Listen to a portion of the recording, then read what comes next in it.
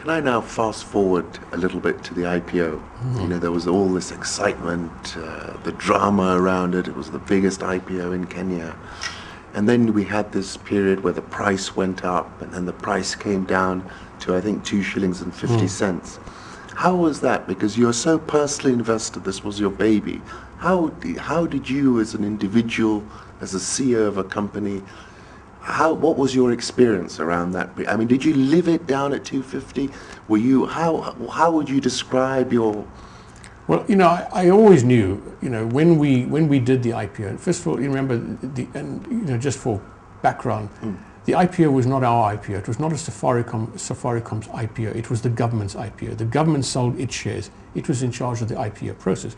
Although the Safaricom name was attached to it, which was our biggest fear, and it came true, was the decisions that were made were not our decisions. They were made by the government.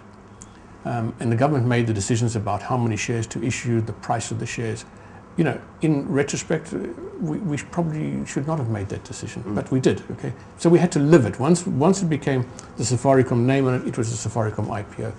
It was hard, but I always knew that the value of the company was not reflected in the share price. You know, I don't think anybody, not even you, maybe understands how the share market works and what drives people to buy or sell shares and what affects the price, you know. Who knows? You know, sometimes I have no idea. I think I do, and then as soon as I think I do, then something else happens and I don't know anymore. But I knew that the share price did not reflect the value of the company, so we had to live through it. You know, how long would it take to come around?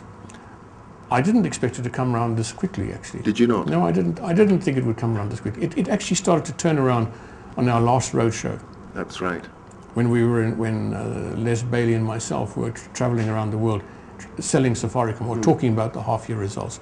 Many people that we spoke to, investors we spoke to, were investors we spoke to in the first round when we did the IPO, but they were skeptical about Safaricom. Yes. They were skeptical about the country, about the economy and things like that. And then we went through this very bad economic situation. And then during this last phase, I think they saw that Kenya did not suffer as much as many other countries had suffered, that Safaricom was still performing well, despite the price wars that we had in 2008. And they saw that, you know, they were not so emotionally concerned about 2012 as most Kenyans are. And they took a pragmatic view. I heard you say that. Yeah. What was the point you are making there? Well, I'm saying that, you know, for investors, international investors, you know, they want to see the soundness of the company that they're investing in, the soundness of the environment in which they're investing in.